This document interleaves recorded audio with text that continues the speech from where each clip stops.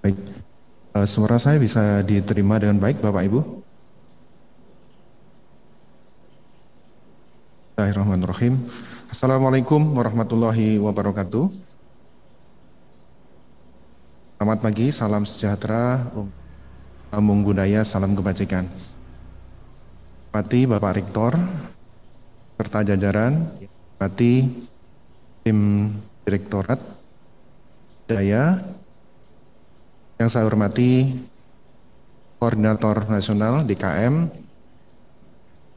dan Bapak yang saya hormati Bapak Ibu pimpinan perguruan tinggi serta DKM perguruan tinggi seluruh Indonesia. Terima kasih atas kesempatan yang diberikan. Langsung saja kami dari tim koordinasi dan Duta Kampus Merdeka coba untuk menyampaikan salah satu rangkaian materi yang sebenarnya ini dilaksanakan secara berseri Bapak Ibu. Jadi seri pertama ini telah dilaksanakan tanggal 11 November kemarin di Universitas Khairun Ternate, dan seri kedua ini dilaksanakan di Universitas Mataram. Baik Bapak Ibu, untuk materi yang pertama yang nanti akan kami sampaikan adalah strategi implementasi MBKM.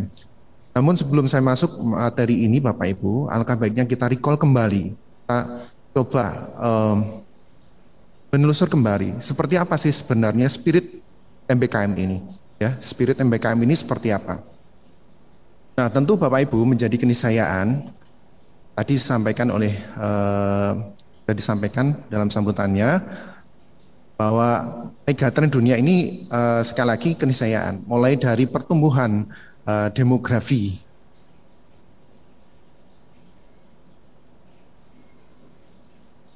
Mohon maaf, saya sudah bisa diterima ya. Baik, angin. Baik, Bapak Ibu, sekali lagi menjadi keniscayaan bahwa megatrend dunia 2045 ini sudah tidak bisa dihindari lagi. Prediksi bahwa demografi dunia itu akan melambat, ya. Ini juga sudah mulai tampak tanda-tanda tadi. Kemudian urbanisasi global, dimanapun negaranya, kota menjadi salah satu tujuan yang paling favorit bagi seluruh penduduk yang ada di sana. Begitu pula dengan perdagangan, ya. Kemudian persaingan sumber daya alam, kemudian perubahan iklim. Ini akan terus semakin terpacu Bapak Ibu ya, akan terus semakin pacu dan kita tidak bisa menghindar gitu ya. Kita tidak bisa menghindar hingga dirumuskanlah beberapa kebijakan global yang disebut dengan SDGs. Nah, bisa kita potret Bapak Ibu bahwa semua kebijakan yang masuk, yang tertuang dalam SDGs ini sebenarnya sebagai salah satu antisipasi kita untuk menghadapi megatrend dunia 2024. Nah, kompleksitas tersebut semakin sempurna ya ketika adanya biostorm Bapak Ibu. Seperti yang saat ini kita saksikan, walaupun sudah melandai, tapi COVID-19 ini menjadi pelengkap gitu ya, bahwa apa yang sekarang kita lakukan, yang sekarang kita hadapi ini benar-benar merupakan sebuah badai yang sangat sempurna. Untuk apa? Untuk mengkatalisis gitu ya, percepatan semua gerak yang ada di segala sektor yang ada di kehidupan kita. Ini mengakselerasi semuanya Bapak Ibu. Memang 2018 kita sudah mendeklarasikan bahwa teknologi storm ini merupakan yang badai istilahnya, sesuatu yang nanti akan mengkatalisis semua kinerja di seluruh lini kehidupan kita. Namun dengan adanya COVID mulai tahun 2020 ini justru malah membuat semakin akselerasi itu semakin sempurna luar biasa. Dengan demikian Bapak Ibu diprediksikan pekerjaan-pekerjaan yang ada di masa depan ini nanti ada beberapa sektor yang pasti mau tidak mau bisa tergantikan dengan keberadaan robot. Nah, mau tidak mau Bapak Ibu. Nah, dengan demikian kita harus juga punya mapping Bapak Ibu ya, mapping seperti apa sih pekerjaan-pekerjaan yang nantinya akan terdampak. Mengapa ini harus diestimasikan, harus diprediksikan? Karena sekali lagi Bapak Ibu, ketika misalnya Internet of Things, kemudian Big Data, dan seterusnya, ketika benar-benar sudah terintegrasi dalam sendi setiap aspek kehidupan kita, ya semuanya pasti akan berubah Bapak Ibu. Otomasi sistem dan mekanisme otomasi yang terjadi di teknologi di sekitar kita, alat-alat di sekitar kita, itu nanti suatu saat lambat laun akan mengikis beberapa pekerjaan yang semula bersifat manual, ya rutin manual, kemudian rutin kognitif, bahkan non rutin manual pun juga akan mulai akan terkikis Bapak Ibu. Sehingga sekali lagi, mari ini kita estimasikan Bapak Ibu sejak awal, kita siapkan sejak awal. Nah, tantangan yang dihadapi oleh mahasiswa Bapak Ibu ini sangat berbeda dari generasi sebelumnya. Kalau kita masih memiliki pilihan yang besar kemungkinan bisa diprediksi, masih sedikit pilihannya. Tetapi mahasiswa saat ini nanti akan hidup pada zamannya, bukan zaman sekarang Bapak Ibu. Dia akan hidup 2, 3, 4, 5 tahun yang akan datang dengan zamannya. Nah, dengan akselerasi tadi Bapak Ibu, mulai dari megatrend, kemudian adanya teknologi storm, kemudian biostorm, tentu ini akan menjadi kondisinya akan jauh lebih kompleks lagi, ya. jauh lebih unpredictable-nya banyak Bapak Ibu ya. Nah, dari situlah Bapak Ibu, dari pergeseran itulah maka perlu perubahan Bapak Ibu, perlu perubahan cara pikir, cara pandang kita dalam mendengarkan pembelajaran bagi mahasiswa. Agile mindset ini sebaiknya memang menjadi salah satu perspektif baru bagi kita. Mengapa demikian? Karena ketika mahasiswa tadi Bapak Ibu mencoba untuk mendapatkan lapangan pekerjaan yang sesuai dengan bidangnya, agile mindset ini Bapak Ibu sangat dituntut untuk benar-benar bisa mempersiapkan mereka begitu.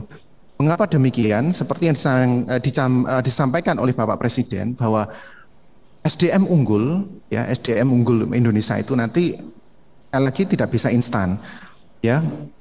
Pola pikir yang terus berkembang, pola pikir kreatif, ya, ini harus mulai benar-benar disiapkan agar SDM yang nanti berada pada tahun itu, pada tahun 2045 Indonesia emas, ya, atau pada saat menghadapi megatrend tadi Bapak Ibu, ini benar-benar bisa sesuai dengan zamannya gitu. Karena pada saat itu sekali lagi Bapak Ibu, kompetensi mahasiswa, kompetensi lulusan, kompetensi mereka pada saat berhadapan dengan masyarakat ini sangat luar biasa kompleksnya.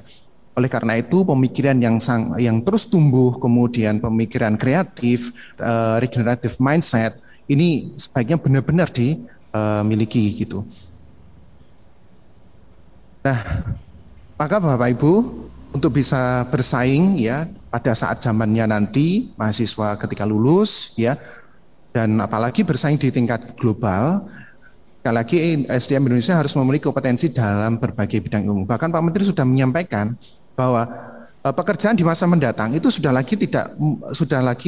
tidak lagi monodisiplin, artinya harus lintas bidang. Kalau sudah dituntut lintas bidang, seorang dokter misalnya sudah tidak bisa lagi hanya bisa fokus pada bidang keilmuan dengan kedokterannya.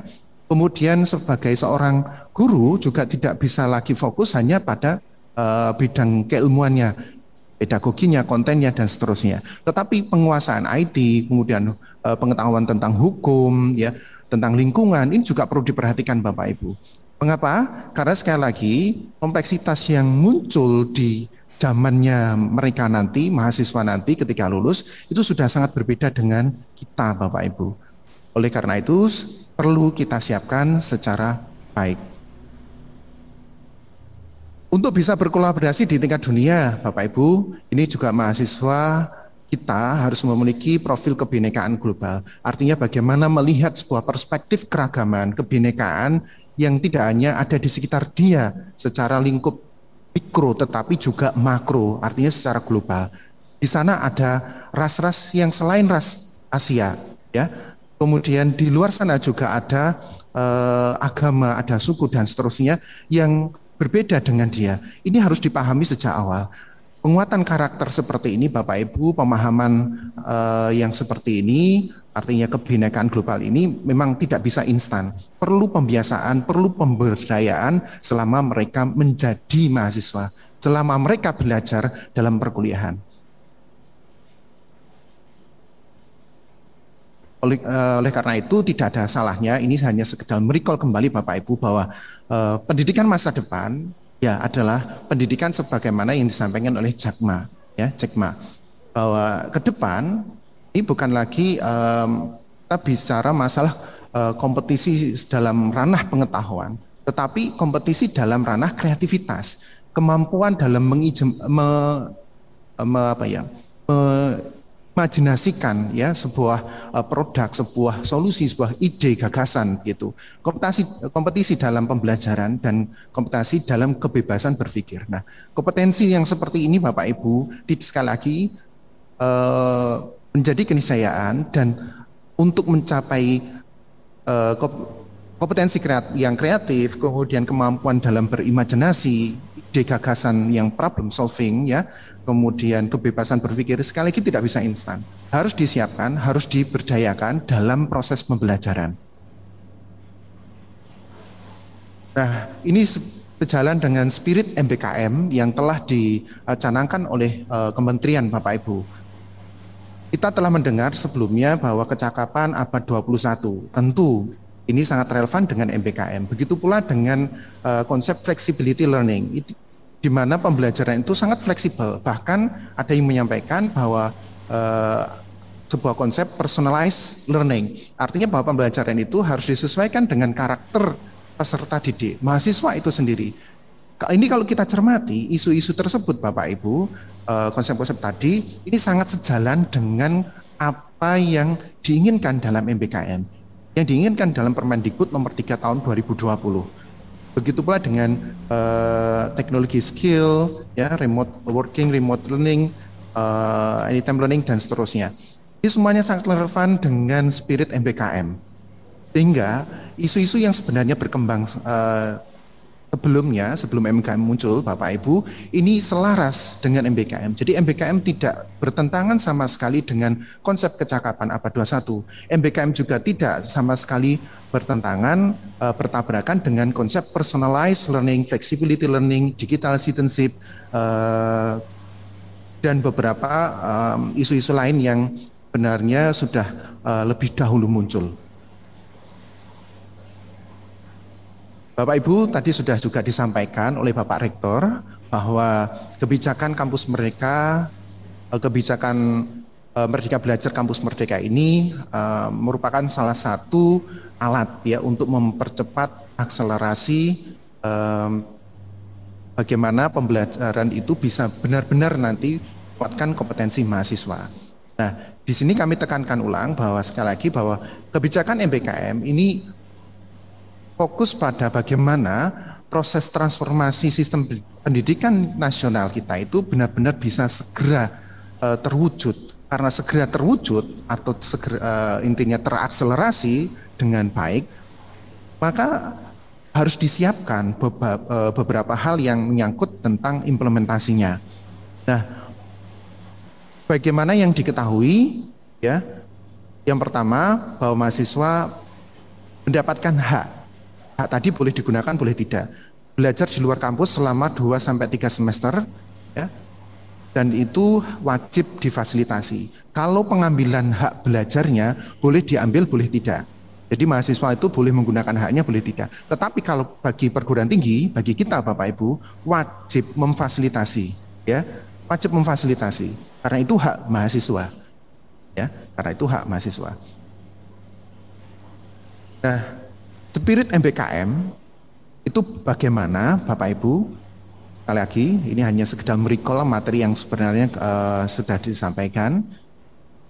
Spirit MBKM itu ingin proses belajar mahasiswa itu sudah tidak lagi diresepkan seperti dokter, resep obatnya dokter, diberi paket-paket gitu. Tetapi bagaimana proses belajar mahasiswa, aktivitas belajar mahasiswa itu terkonstruksi ya, sesuai dengan pemahaman konstruktivisme Bapak Ibu ya, di mana proses belajar, aktivitas belajar mahasiswa itu memang fokus pada knowledge create ya.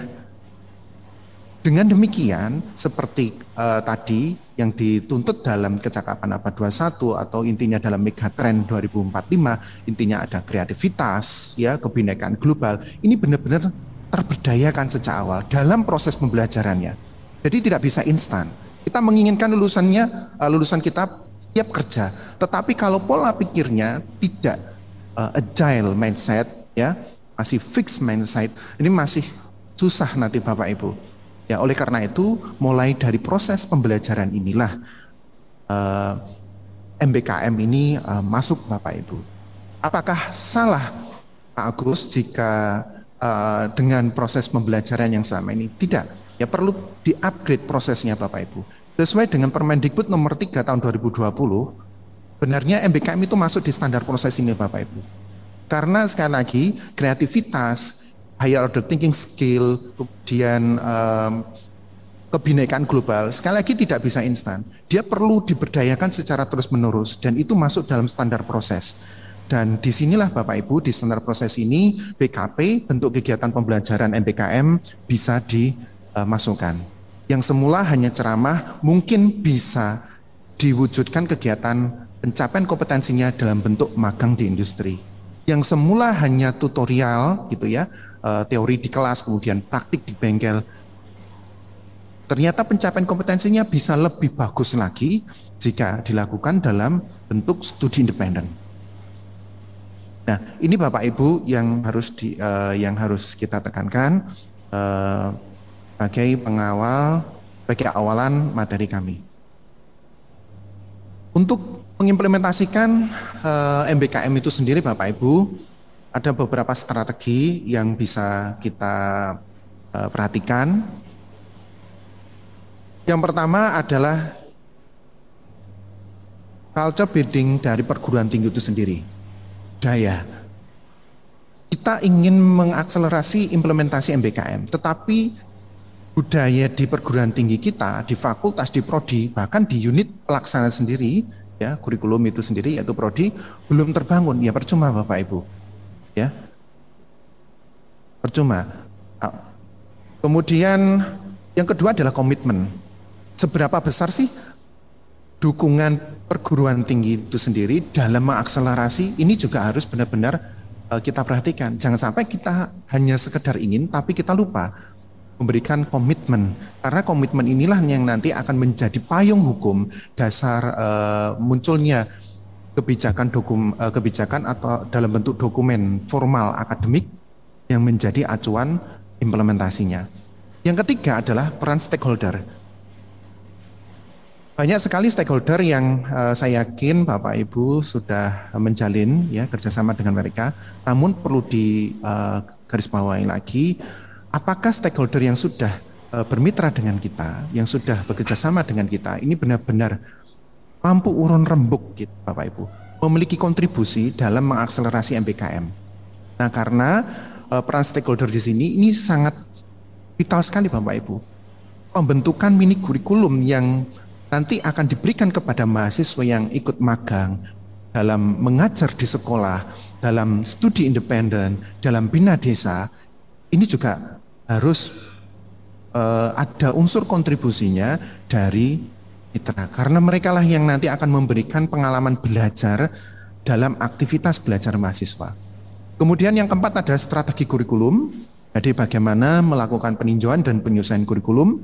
Nah, di sesi 1 ini sudah banyak dikupas oleh Bu Lin, oleh Pak Yanuar. Kemudian sinergi mitra, kemudian rekognisi konversi MBKM, ini juga yang sekarang turn-in Bapak Ibu, dan yang terakhir penjaminan mutu. Baik Bapak Ibu, agak saya cut sedikit ya, maaf. Nah yang pertama adalah culture building perguruan tinggi Bapak Ibu. Nah yang pertama dari aspek ini Bapak Ibu, dari strategi implementasi ini yang harus diperhatikan adalah bagaimana sih kesiapan perguruan tinggi itu sendiri dalam mengakselerasi implementasi MBKM. Dilihat dari culture buildingnya, mulai dari dimensi digitalnya, ya, kemudian apakah mereka benar-benar sudah siap dengan pola kerja dan mekanis budaya pembelajaran. Contoh sederhana, mau enggak dosennya itu membuka kelasnya. Artinya membuka kelas, ya kelas tadi dibuka. Siapa sih mahasiswa yang mau mengambil haknya? Nah, keterbukaan ini Bapak Ibu, working and learning culture ini Bapak Ibu sangat penting sekali.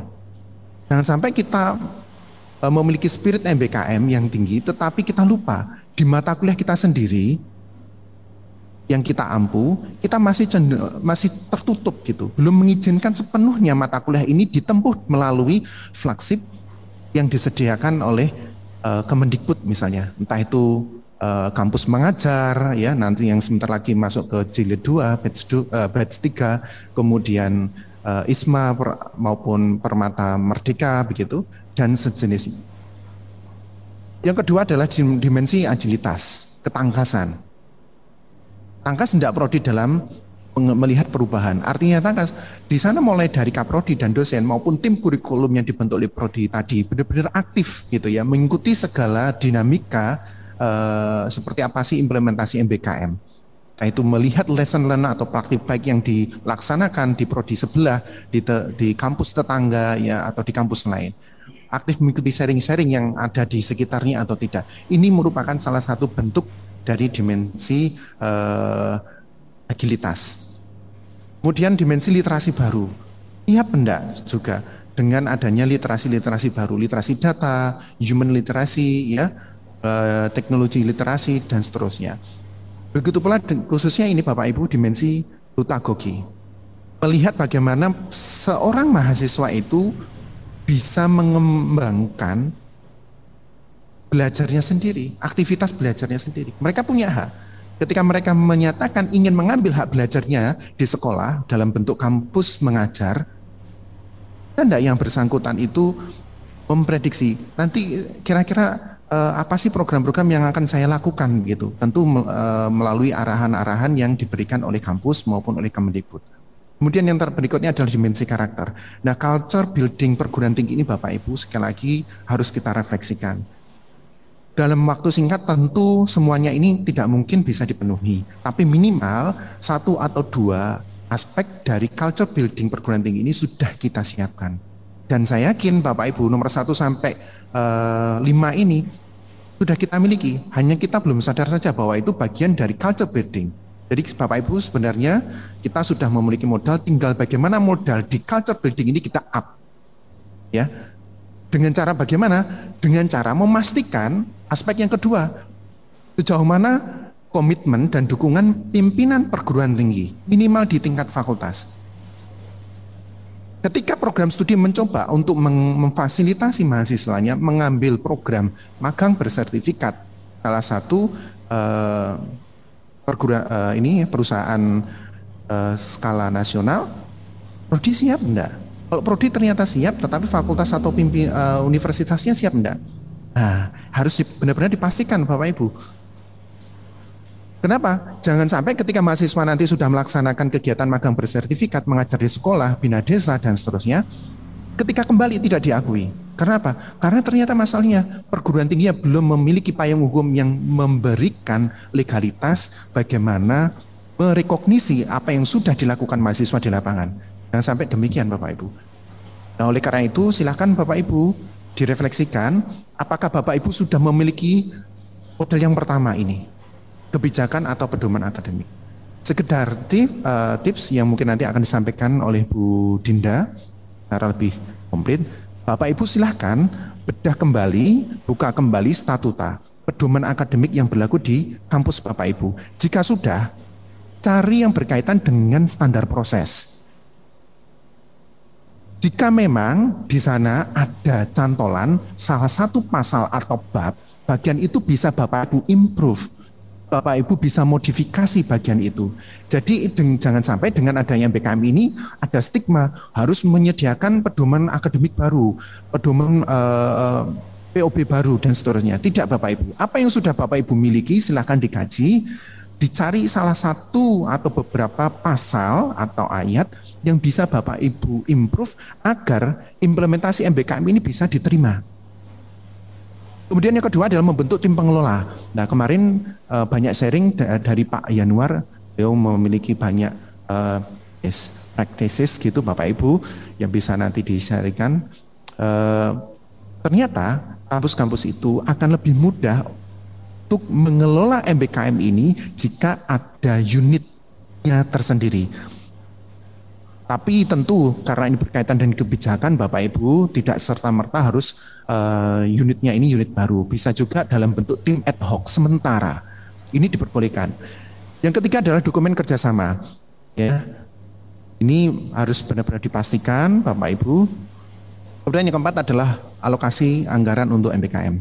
Bapak Ibu, flagship yang di up oleh Kemendikbud ini sebagai stimulus saja bahwa kampus merdeka, kampus mengajar, kemudian magang bersertifikat, studi independen bersertifikat, kemudian pertukaran mahasiswa dan yang lainnya, ini merupakan salah satu fasilitasi dari Kemendikbud dan bisa Bapak Ibu manfaatkan jika memang saat ini masih terbatas dalam hal anggaran.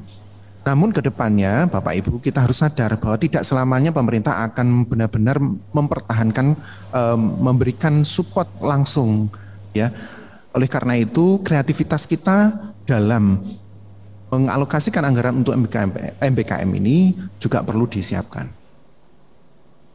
Yang kelima adalah dokumen pendukung MBKM, mulai dari SOP atau PUB, kalau mungkin Bapak Ibu nyebutnya silahkan benar-benar kita siapkan Bapak Ibu. Dan insya Allah ini nanti juga di masing-masing area DKM ini nanti akan ada kesempatan dan silakan Bapak Ibu DKM dimanapun Bapak Ibu berasal, dari kampus manapun Bapak Ibu berada, boleh mengusulkan Pak Agus, Bu Dinda, Bu Evi, ya Pak Nanang, kami dari kampus ini ingin sekedar sharing, kami punya SOP, silahkan akan kami fasilitasi di DKM Hub yang diselenggarakan setiap hari Jumat pukul 14 atau pukul 2 WIB. Nah nanti kita bisa saling belajar Bapak Ibu. Nah inilah komitmen dan dukungan PT yang sebenarnya bisa kita potret. Bapak Ibu tidak harus mulai dari nol, saya yakin Bapak Ibu sudah memiliki beberapa dari nomor 1 sampai 5 ini. Nah, tapi sejauh mana sejauh mana yang sudah Bapak Ibu miliki tadi bisa segera kita up, ya bisa segera di follow up agar benar-benar bisa mengakselerasi implementasi MBKM. Kemudian yang ketiga adalah peran stakeholders. Maaf, saya percepat, kurang berapa menit Bu? Oke, kurang 15 menit. Peningkatan peran stakeholder, ini artinya sekali lagi Bapak Ibu bergandengan tangan gitu ya. Jika memang mahasiswa mengambil haknya untuk belajar sekian semester di luar prodinya, di luar kampusnya, mari prodi, fakultas, perguruan tinggi ini benar-benar bergandengan tangan. Mengapa? Ketika mahasiswa mengambil haknya untuk belajar di luar prodinya, prodi memiliki tanggung jawab. Untuk apa? Untuk benar-benar memastikan bahwa apa yang dilakukan mahasiswa tadi itu sesuai dengan kurikulum. Logikanya berarti kurikulumnya harus diselaraskan dan dimuktakhirkan. Agar apa? Agar ketika mahasiswa tadi itu melaksanakan kegiatannya, aktivitas belajar di luar kampus dan kembali ke prodinya, artinya program itu sudah selesai, juga bisa diterima secara akademik. Nah, begitu pula dengan fakultas. Fakultas juga harus sama Bapak Ibu ya. Juga harus mengikuti langkah prodi, ya, harus bisa memfasilitasi langkah prodi dan langkah mahasiswa. Nah, fasilitasi fakultas itu atau unit pengelola program studi ini harus bagaimana? Ya, sebaiknya memperhatikan seperti apa rancangan mata kuliah yang ada di tingkat fakultas. Jangan sampai mata kuliah wajib fakultas terlalu banyak, terlalu gemuk, ya. Nah ini jangan sampai ketika mata kuliah tingkat fakultas, tingkat universitas itu juga terlalu membebani prodi sehingga menyulitkan mahasiswa di semester 5, 6, 7 menyulitkan mereka untuk mengambil hak belajarnya di luar. Karena masih terikat banyaknya mata kuliah yang dibebankan kepada mahasiswa. Begitu pula dengan yang perguruan tinggi. Sebagai pimpinan Bapak Ibu atau unit atau lembaga yang berada di perguruan tinggi yang memfasilitasi UPPS, prodi dan mahasiswa, tentu kebijakan yang nanti Bapak Ibu tetapkan memang harus benar-benar support. Nah, semuanya ini harus bergerak secara bersama-sama Bapak Ibu. Termasuk dosen, ya, termasuk dosen ini juga harus memiliki insight yang sejalan. Tidak boleh ada dikotomi mengizinkan mahasiswanya di mata kuliah tertentu, tapi di mata kuliah lain tidak. Dengan alasan ini mata kuliah wajib. Tidak ada masalah, mata kuliah wajib atau pilihan sebenarnya bisa direkognisi. Ya, asalkan ada kesesuaian antara aktivitas belajar mahasiswa dengan CP, MK atau mata kuliah tadi. Ya, nanti akan disampaikan di sesi tersendiri. Termasuk mitra Bapak Ibu ya. Kurikulum.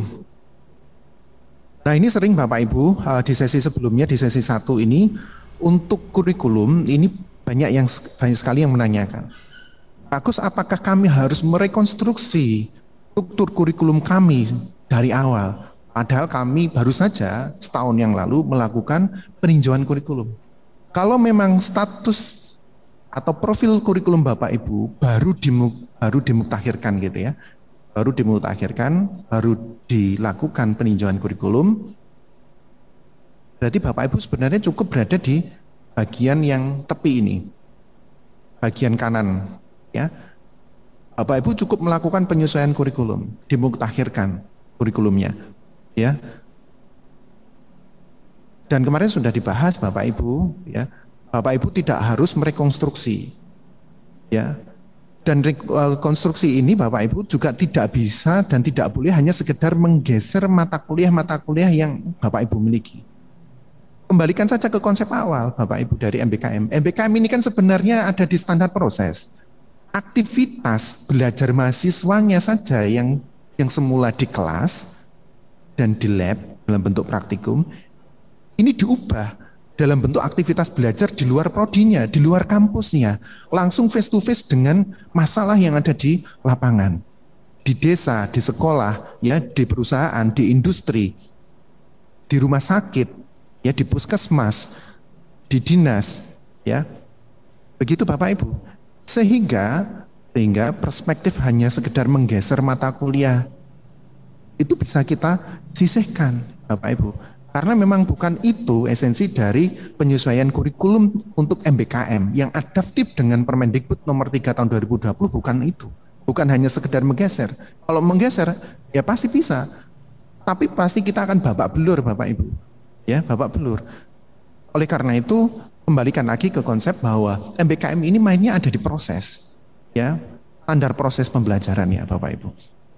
Kemudian yang berikutnya, jika memang kurikulum Bapak Ibu belum dilakukan peninjauan selama 4-5 tahun terakhir, it's time Bapak Ibu. Ini waktunya bagi Bapak Ibu untuk mencoba meninjau kembali struktur kurikulum Bapak Ibu agar benar-benar adaptif.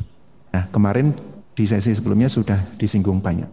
Kemudian yang kelima adalah sinergitas mitra.